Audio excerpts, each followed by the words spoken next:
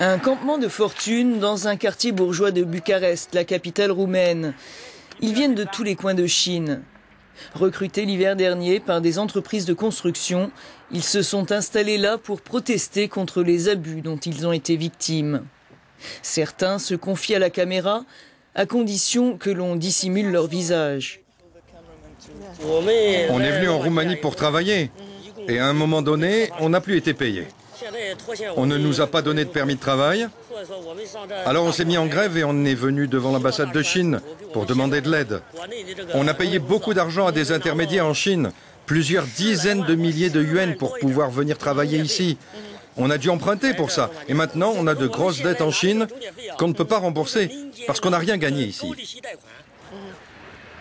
Ces hommes espèrent encore pouvoir récupérer l'argent qui leur est dû. Mais tous le savent, leur visa est arrivé à expiration et ils doivent être expulsés d'ici quelques jours. Victimes d'intermédiaires douteux, ce sont les laissés pour compte d'un système de recrutement très organisé en Roumanie. Malgré la crise, de nombreux chantiers de construction ont été maintenus par des entreprises nationales et multinationales. Un centre commercial est prévu sur ce chantier de Bucarest. La plupart des ouvriers ici sont chinois. Ils peuvent gagner de 700 à 900 euros par mois, nous disent-ils, 3 fois plus que chez eux. Liviu Mandler préside la Fédération des entreprises de construction en Roumanie.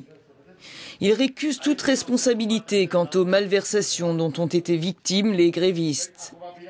Et il est fier de montrer les conditions dans lesquelles ces entreprises accueillent les ouvriers étrangers. Venus de Chine, de Thaïlande, du Sri Lanka, cette main-d'œuvre extra-communautaire est indispensable, dit-il, face à la pénurie de travailleurs qualifiés dans le pays.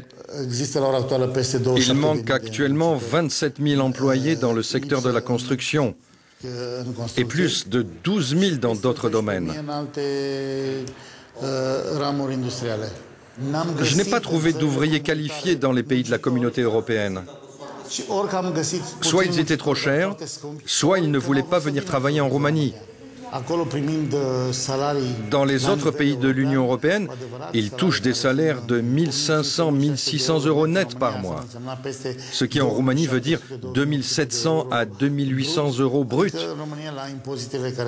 C'est-à-dire qu'avec les charges qu'on paie en Roumanie, aucune entreprise ne peut fonctionner avec des ouvriers à ce salaire-là. Elle ferait tout de suite faillite. On estime à 2,5 millions le nombre de Roumains partis travailler en Europe de l'Ouest. Une diaspora qui a rapporté au pays plus de 5% du produit intérieur brut l'an dernier, mais a aussi privé la Roumanie de travailleurs qualifiés, au point de susciter la création d'un programme gouvernemental d'incitation au retour. Avec une croissance de plus de 8% début 2008, la Roumanie a vu plusieurs dizaines de milliers d'entre eux rentrer l'an dernier. Ils ne sont plus que quelques centaines cette année, alors que les perspectives de croissance ont chuté de moitié et que le pays attend une aide massive du FMI. Alina n'a pas eu peur. Partie étudier en Espagne, elle y a travaillé comme dentiste pendant des années. Des vacances permanentes, dit-elle. Mais il y a quelques mois, elle a choisi de revenir au pays pour s'y installer définitivement et y élever son fils de 5 ans. Les gens voient tout le temps l'étranger comme une sorte de mirage où tout est possible, mais la réalité n'est pas tout à fait celle-là. Moi, je suis arrivée en Espagne en 1997. À ce moment-là, j'ai aimé l'Espagne, j'ai aimé l'ambiance, les gens, tout. C'était autre chose. Mais dans notre pays, les choses ont commencé à changer petit à petit. Beaucoup de choses ont évolué au fil du temps. Maintenant, l'écart n'est plus aussi grand entre les deux pays qu'en 1997. Comme nombre de professionnels de la santé en Europe de l'Est, Alina a été récemment sollicitée par un cabinet de recrutement pour aller travailler à l'Ouest, en Angleterre. Non, j'ai dit non. Ici, la différence, c'est que j'ai mon propre cabinet. Je suis mon propre maître, alors que là-bas, j'aurais été une employée. C'est mieux ici. Je ne dis pas qu'on vit très bien, que les médecins sont bien payés et gagnent autant qu'ils le devraient. Non, non, je ne dis pas cela, parce que ça pourrait être beaucoup mieux. Mais je crois et j'espère qu'à un moment donné, on va être au même niveau de revenus que les médecins d'ailleurs. Et en attendant, on reste ici. William Branza est le député des Roumains de l'étranger. Il ne cesse de parcourir l'Union européenne au service de ses compatriotes expatriés. Beaucoup souffrent de la crise là où ils sont, dit-il, mais ils rechignent à rentrer au pays. Fin 2008, la Roumanie comptait quelques 450 000 chômeurs. Il y en a 40 000 de plus depuis le début de l'année. Le nombre de Roumains qui rentrent au pays est encore très limité. Ils hésitent à revenir avec la crise. Ils doutent des possibilités de trouver un emploi ici. Ils voient bien dans les médias qu'en Roumanie comme partout en Europe, il y a beaucoup de chômage. Et si on demande aux Roumains de revenir en Roumanie,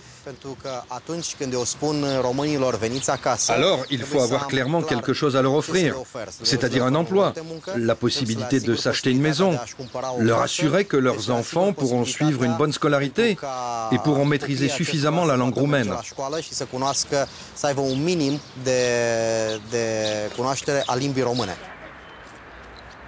Autant d'espoir que nourrissait Didi, rentré lui aussi d'Espagne il y a quelques mois. Un pays qui compte aujourd'hui plus d'1 million d'expatriés roumains. Parti en 2005, il y a obtenu un permis de travail valable 8 ans. À 3 reprises, il est rentré puis reparti, faute de trouver du travail en Roumanie. Mais ses espoirs ont été compromis d'un côté comme de l'autre. Dans l'été 2008, je suis retourné en Espagne où j'ai essayé de lancer un réseau de distribution de produits alimentaires roumains pour les expatriés. Mais à cause de la crise, les ventes n'ont pas décollé. Beaucoup de citoyens roumains sont revenus en Roumanie et j'ai renoncé. Je suis rentré aussi. J'ai vu beaucoup de choses en Espagne qu'on pourrait faire en Roumanie aussi. J'ai un projet de création d'entreprise dans le domaine de l'environnement. Mais pour l'instant, j'attends. Je réfléchis, voilà. Au chômage depuis 7 mois, il n'est pas parvenu à trouver les fonds nécessaires pour réaliser son projet. Appartement cossu, voiture, la famille vit bien, dit-il, et bénéficie du revenu confortable de son épouse.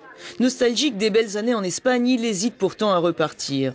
Je ne sais pas. Là-bas aussi, les gens ont commencé à perdre leurs emplois.